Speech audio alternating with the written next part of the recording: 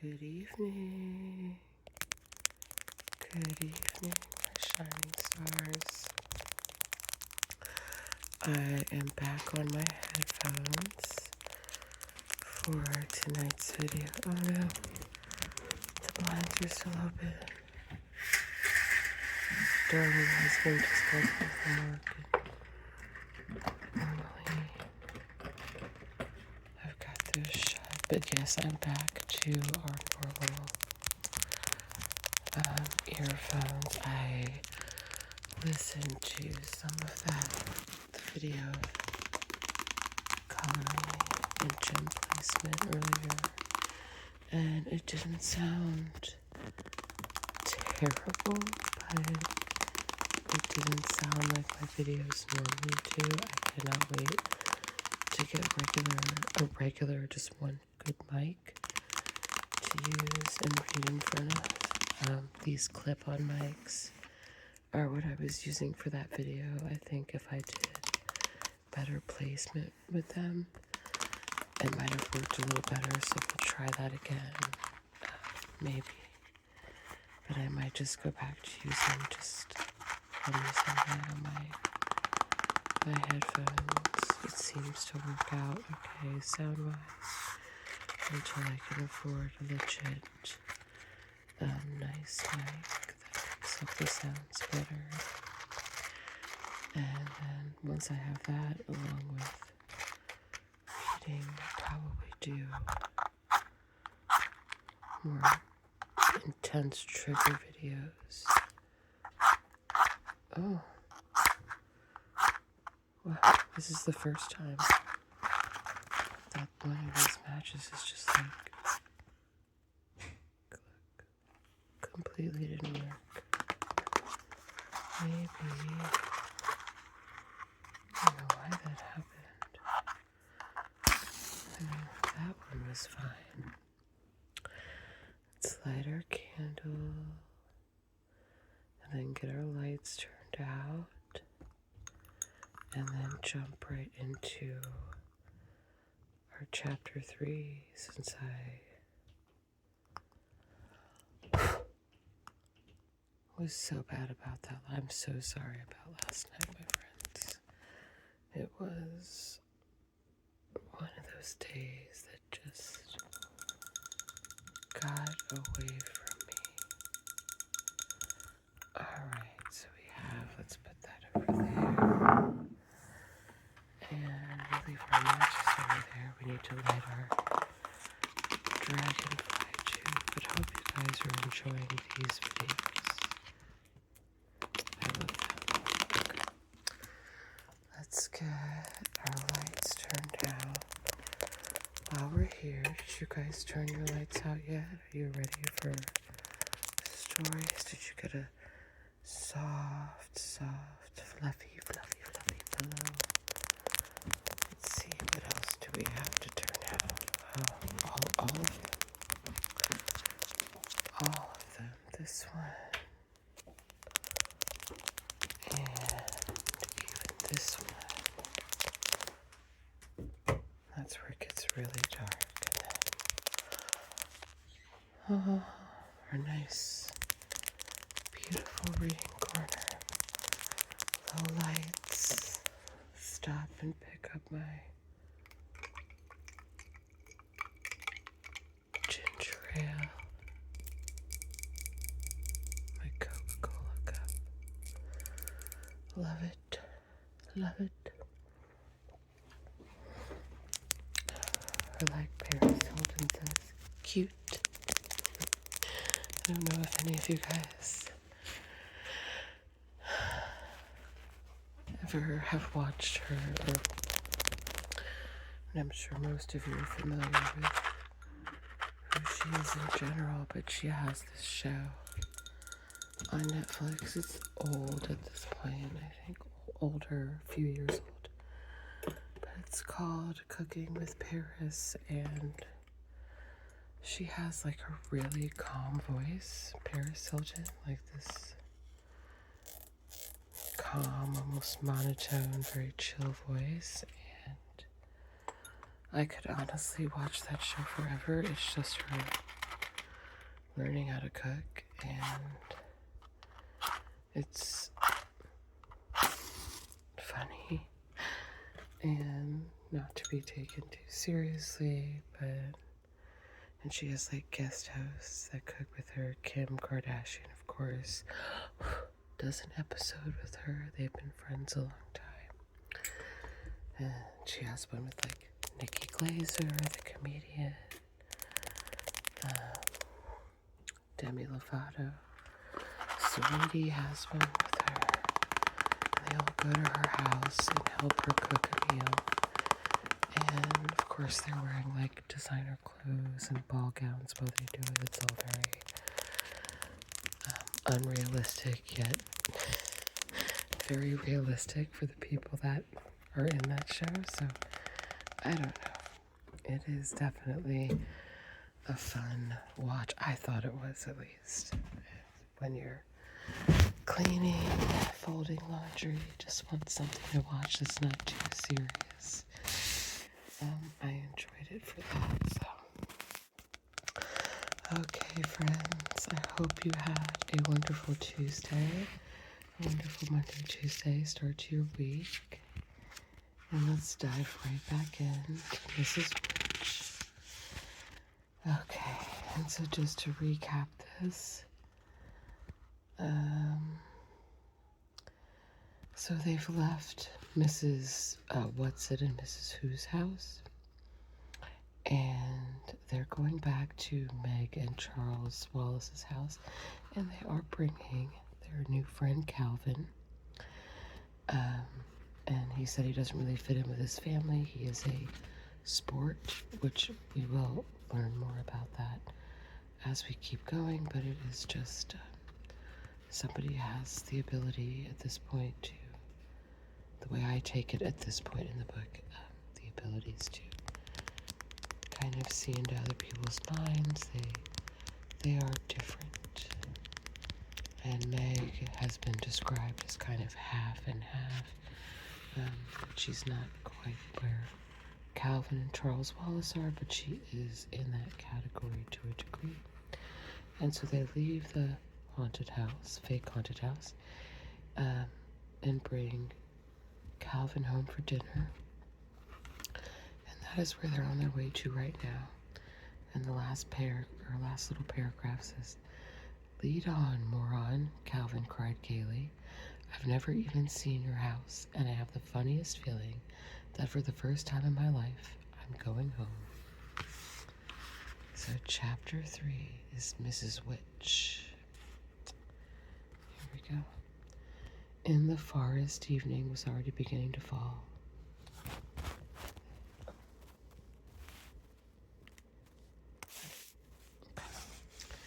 In the forest, evening was already beginning to fall, and they walked in silence.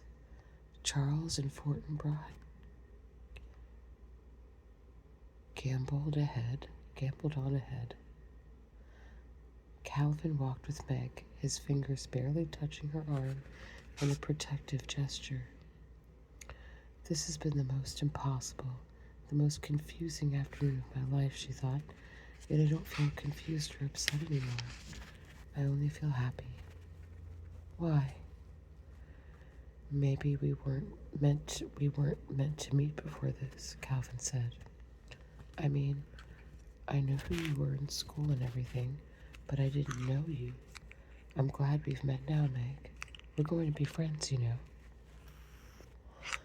I'm glad too, Meg whispered, and they were silent again. When they got back to the house, Mrs. Murray was still in the lab. She was watching a pale blue fluid move slowly through a tube from a beaker to a retort.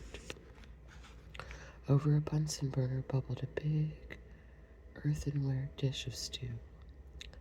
"Don't tell Sandy and Dennis I'm cooking out here," she said. "They're always suspicious that a few chemicals may get in with the meat, but I had an experiment I wanted to stay with." "This is Calvin O'Keefe, Mother," Meg said. "Is there enough room for him too? It smells super." "Hello, Calvin." Mrs. Murray shook hands with him. "Nice to meet you." We aren't having anything but stew tonight, but it's a good thick one. Sounds wonderful to me, Calvin said. May I use your phone so Mother will know where I am? Of course. Show him where it is, will you please, Meg? I won't ask you to use the one out here, if you don't mind. I'd like to finish up this experiment. Meg led the way into the house. Charles Wallace and Fortinbras had gone off. Outdoors, she could hear Sandy and Denny's hammering at the fort they were building up in one of the maples. This way, Meg went through the kitchen and into the living room. I don't know why I call her when I don't come home. I don't know why I call her when I don't come home, Calvin said, his voice bitter. She wouldn't notice. He sighed and dialed. Ma, he said. Oh, Hinky. Tell Ma I won't be home till late. Now don't forget, I don't want to be locked out again. He hung up, looked at Meg. Do you know how lucky you are? She smiled rather wryly. Not most of the time. A mother like that? A house like this? Gee, your mother's gorgeous. You should see my mother. She had all her upper teeth out and Pop got her a plate, but she won't wear it, and most days she doesn't even comb her hair. Not that it makes much difference when she does. He clenched his fists. But I love her. That's the funny part about it. I love them all, and they don't give a hoot about me. Maybe that's why I call when I'm not going to be home. Because I care. Nobody else does. You don't know how lucky you are to be loved. Meg said in a startled way, I guess I never thought of that. I guess I just took it for granted. Calvin looked somber. Then his enormous smile lit up his face again. Things are going to happen, Meg. Good things. I feel it. He began wandering, still slowly, around the pleasant, if shabby, living room. He stopped before a picture on the piano of a small group of men standing together on a beach. Who's this? Oh, a bunch of scientists. Where? Meg went over to the picture. Cape Canaveral. This one's father. Which? Here. The one with the glasses? Yep, the one who needs a haircut, Meg giggled, forgetting her worries and her pleasure in showing Calvin the picture. His hair is sort of the same color as mine, and he keeps forgetting to have it cut. Mother usually ends up doing it for him. She bought clippers and stuff, because he won't take the time to go to the barber. Calvin studied the picture. I like him, he announced judiciously. Looks kind of like Charles Wallace, doesn't he? Meg laughed again. When Charles was a baby, he looked exactly like Father. It was really funny. Calvin continued to look at the picture. He's not handsome or anything, but I like him. Meg was indignant. He is too handsome. Calvin shook his head. Nah, he's tall and skinny like me. Well, I think you're handsome, Meg said. Father's eyes are kind of like yours, too. You know, really blue. Only you don't notice his as much because of the glasses. Where is he now? Meg stiffened, but she didn't have to answer because the door from the lab to the kitchen slammed. And Mrs. Murray came in carrying a dish of stew. Now, she called, I'll finish this up properly on the stove. Have you done your homework, Meg? Not quite, Meg said, going back into the kitchen. Then I'm sure Calvin won't mind if you finish before dinner. Sure, go ahead. Calvin fished in his pocket and pulled out a wad of folded paper. As a matter of fact, I have some junk of mine to finish up. Math. That's one thing I have a hard time keeping up in. I'm okay on anything to do with words, but I don't do as well with numbers. Mrs. Murray smiled. Why don't you get Meg to help you? But see, I'm several grades above Meg. Try asking her to help you with your math anyhow, Mrs. Murray suggested. Well, sure, Calvin said, here, but it's pretty complicated. Meg smoothed out the paper and studied it. Do they care how you do it, she asked. I mean, can you work it out your own way? Well, sure, as long as I understand and get the answers right. Well, we have to do it their way.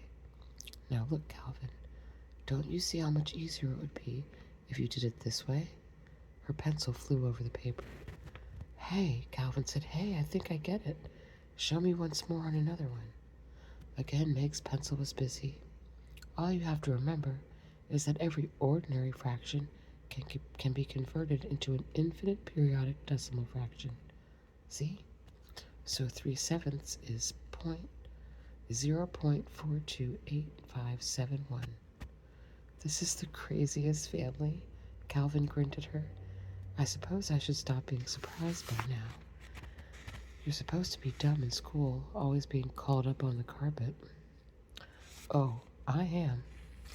The trouble with Meg in math, Mrs. Murray said briskly, is that Meg and her father used to play with numbers, and Meg learned far too many shortcuts. So when they want her to do problems the long way around at school, she gets sullen and stubborn and sets up a fine mental block for herself. Are there any more morons like Meg and Charles around? Calvin asked. If so, I should meet more of them. It might also help if Meg's handwriting were legible, Mrs. Murray said. With a good deal of difficulty I can usually decipher it, but I doubt very much if her teachers can or are willing to take the time. I'm planning on giving her a typewriter for Christmas. That may be a help. If I get anything right, nobody will believe it's me, Meg said. What's a megaparsec? Calvin asked. One of Father's nicknames for me, Meg said.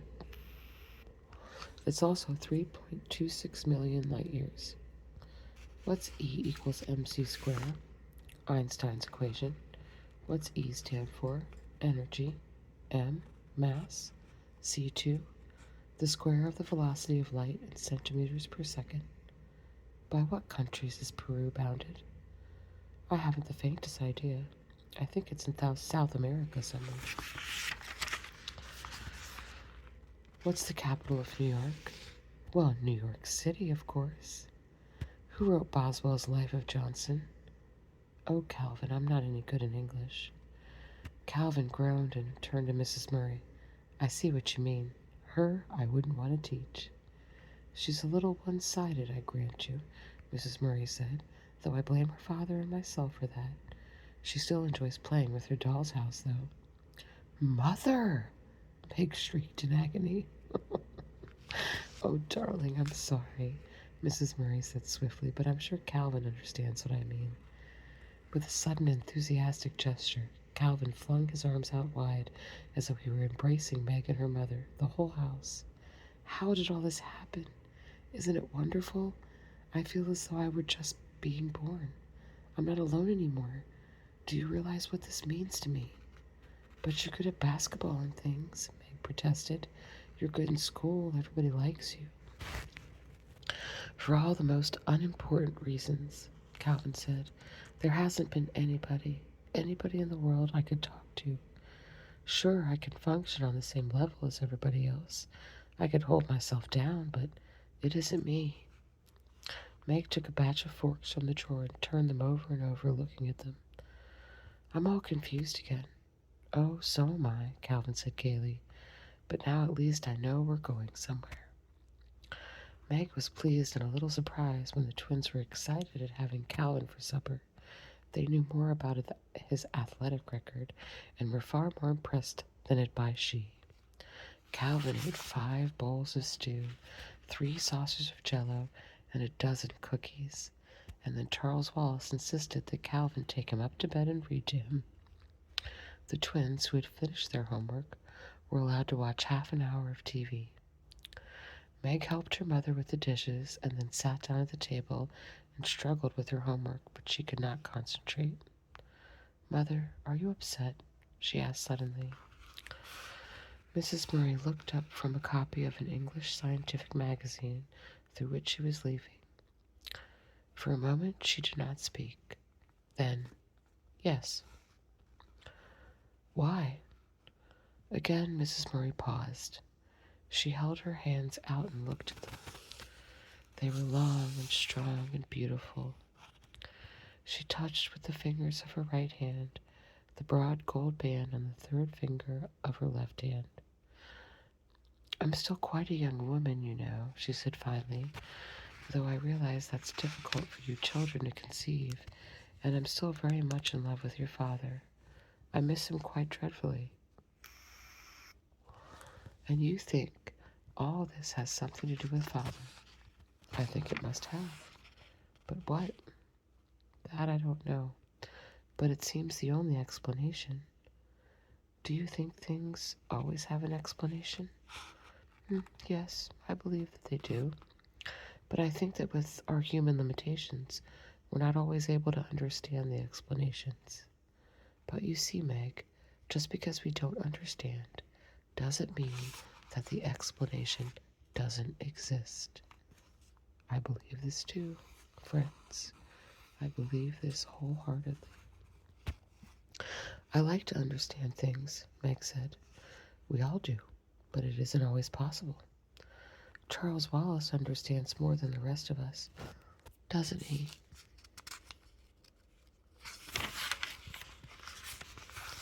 Yes. Why? I suppose because he's different, Meg. Different how? I'm not quite sure.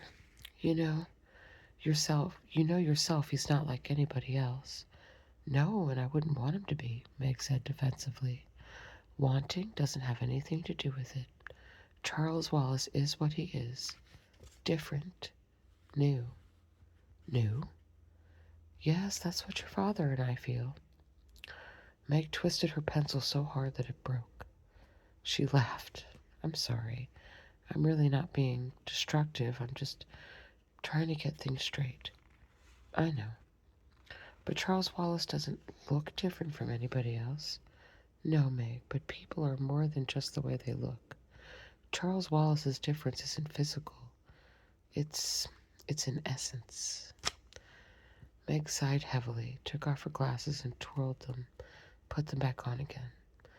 Well, I know Charles Wallace is different, and I know he's something more. I guess I'll just have to accept it without understanding it. Mrs. Murray smiled at her. Maybe that's really the point I was trying to put across.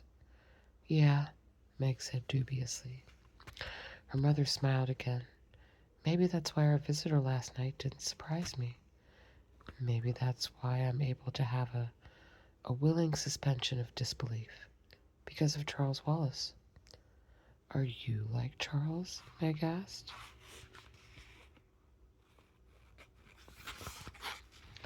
I? Heavens no.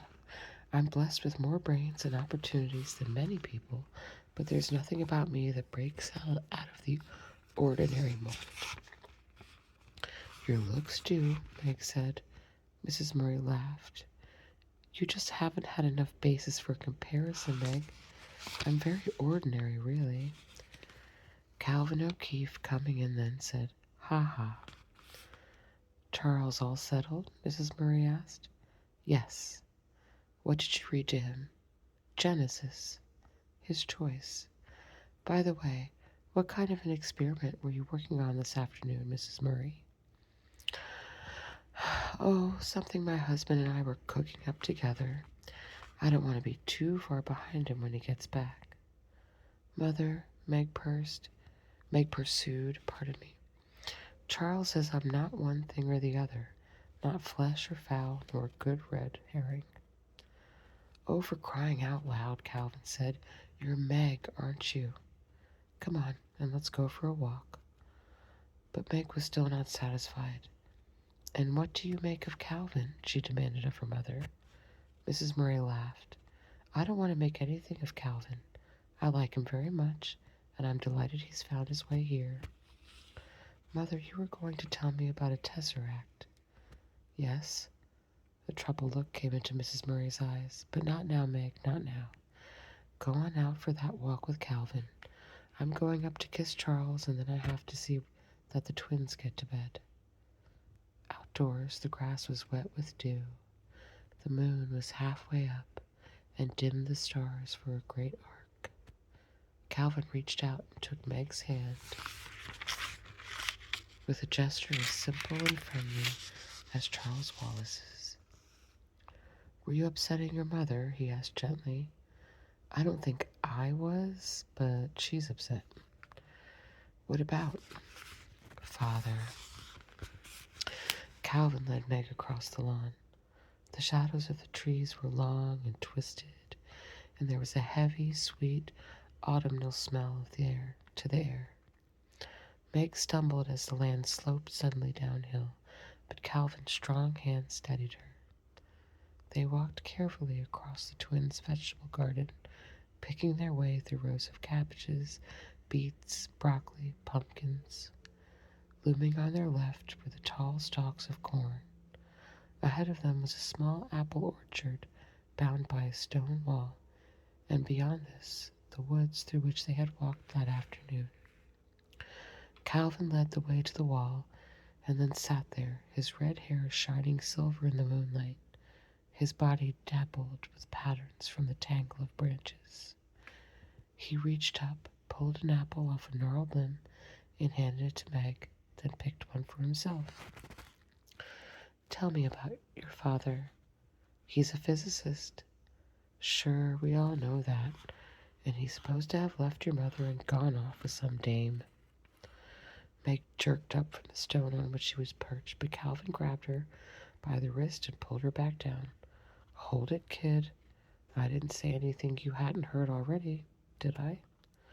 "No," Meg said, but continued to pull away. "Let me go."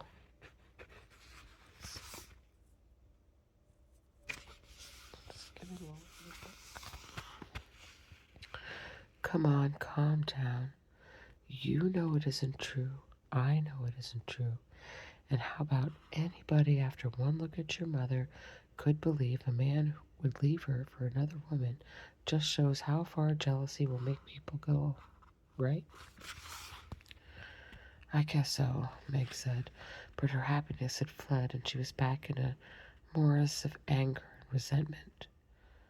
"Look, dope," Calvin shook her gently. "I just want to get things straight. Sort out the fact from the fiction. Your father's a physicist. That's a fact, yes?" "Yes." "He's a PhD several times over." "Yes." "Most of the time he works alone, but some of the time he was at the Institute for Higher Learning in Princeton." "Correct." "Yes." "Then he did some work for the government, didn't he?" "Yes." "You take it from there. That's all I know." "That's about all I know, too," Meg said. "Maybe Mother knows more. I don't know. What he did was, well, it was what they called classified." "Top secret, you mean?" "That's right." "And you don't even have any idea what it was about?" Meg shook her head. "No, not really. Just an idea because of where he was." "Well, where?" "Out in New Mexico for a while. We were with him there. Then he was in Florida at Cape Canaveral, and we were with him there too. And then he was going to be traveling a lot, so we came here." "You'd always had this house?" "Yes, but we used to live in it just in the summer." "And you don't know where your father was sent?" "No. At first we got lots of letters. Mother and Father always wrote each other every day. I think Mother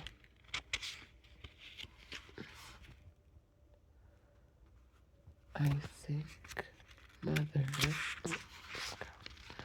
Mother still writes him every night. Every once in a while the postmistress makes some kind of crack about all her letters. I suppose they think she's pursuing him or something," Calvin said rather bitterly. "They can't understand plain, ordinary love when they see it." "Well, go on. What happened next?" "Nothing happened," Meg said. "That's the trouble." "Well, what about your father's letters?" "They just stopped coming." "You haven't heard anything at all?" "No," Meg said. "Nothing." Her voice was heavy with misery. Silence fell between them, as tangible as the dark tree shadows that fell across their laps, and that now seemed to rest upon them as heavily as though they possessed a measurable weight of their own. At last, Calvin spoke in a dry, unemotional voice, not looking at Meg. Do you think he could be dead? Again, Meg leaped up, and again Calvin pulled her down. No, they'd have told us if he were dead. There's always a telegram or something. They always tell you. What do they tell you? Meg choked down a sob, managed to speak over it. Oh, Calvin, Mother's tried and tried to find out. She's been down to Washington and everything. And all they'll say is that he's on a secret and dangerous mission. And she can be very proud of him. But he won't be able to communicate with us for a while. And they'll give us news as soon as they have it. Meg, don't get mad. But do you think maybe they don't know? A slow tear trickled down Meg's cheek. That's what I'm afraid of. Why don't you cry? Calvin asked gently. You're just crazy about your father, aren't you? Go ahead and cry. It'll do you good. Meg's voice came out trembling over tears. I cry much too much. I should be like Mother. I should be able to control myself. Your mother's a completely different person, and she's a lot older than you are. I wish I were a different person, Meg said shakily. I hate myself. Calvin reached over and took off her glasses. Then he pulled out a handkerchief out of his pocket and wiped her tears. This gesture of tenderness undid her completely, and she put her head down on her knees and sobbed. Calvin sat quietly beside her, every once in a while patting her head. I'm sorry, she sobbed finally. I'm terribly sorry. Now you'll hate me. Oh, Meg, you are a moron, Calvin said. Don't you know you're the nicest thing that's happened to me in a long time? Meg raised her head, and moonlight shone on her tear-stained face. Without the glasses, her eyes were unexpectedly beautiful. If Charles Wallace is a sport, I think I'm a biological mistake. Moonlight flashed against her braces as she spoke. Now she was waiting to be contradicted, but Calvin said, Do you know this is the first time I've seen you without your glasses? I'm blind as a bat without them. I'm nearsighted like Father. Well, you know what? You've got dreamboat eyes, Calvin said. Listen, you go right on wearing your glasses. I don't think I want anybody else to see what gorgeous eyes you have. Meg smiled with pleasure. She could feel herself blushing, and she wondered if the blush would be visible in the moonlight. Okay, hold it, you two, came a voice out of the shadows. Charles Wallace stepped into the moonlight. I wasn't spying on you, he said quickly, and I hate to break things up, but this is it, kids, this is it. His voice quivered with excitement. This is what? Calvin asked. We're going. Going where? Meg reached out and instinctively grabbed for Calvin's hand. I don't know exactly, Charles Wallace said, but I think it's to find Father. Suddenly, two eyes seemed to spring at them out of the darkness. It was the moonlight striking on Mrs. Who's glasses. She was standing next to Charles Wallace, and how she had managed to appear where a moment ago there had been nothing but a flickering shadow in the moonlight, Meg had no idea. She heard a sound behind her and turned around. There was Mrs. Whatsit scrambling over the wall. My, but I wish there was no wind, Mrs. Whatsit said plaintively. It is so difficult with all these clothes.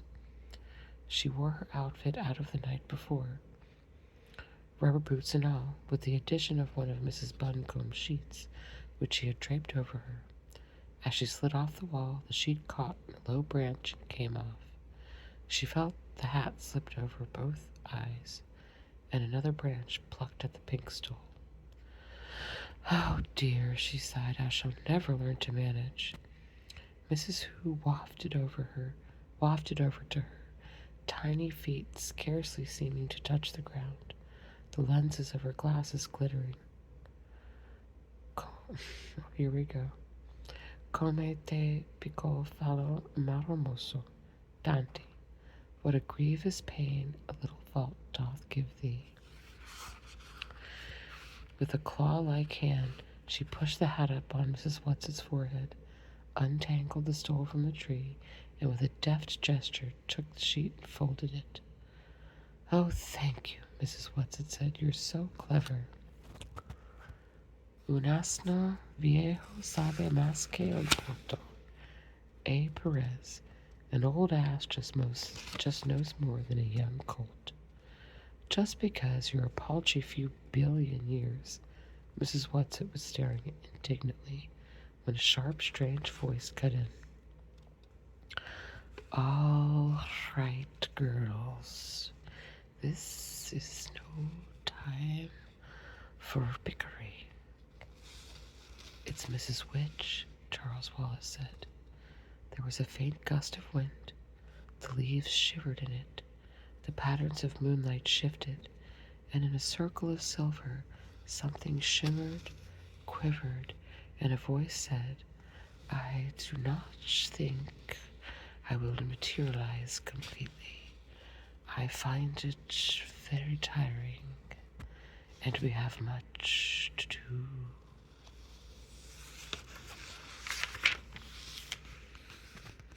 And then tomorrow, Chapter 4, The Black Thing. So we'll end there. And that was a good chapter. Chapter 3, Mrs. Witch. So let me mark off Chapter 4 for us. And I think I will I've got a bit of a busy day tomorrow, but I think I'll be able to get right back to it for that next chapter. It was so good to be back with you guys tonight. I hope you enjoyed. I hope you're relaxed. Your soft pillows.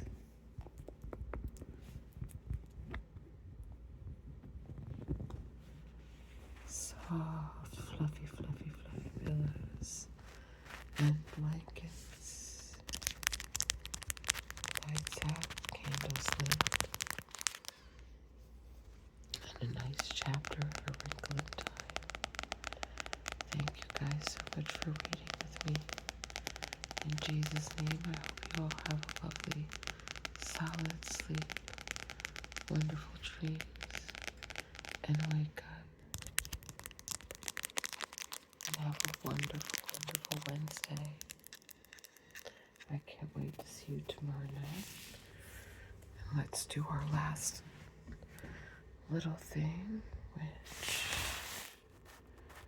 is making sure these candles get blown out. Little dragonfly is first. There we go. And the cozy comfort.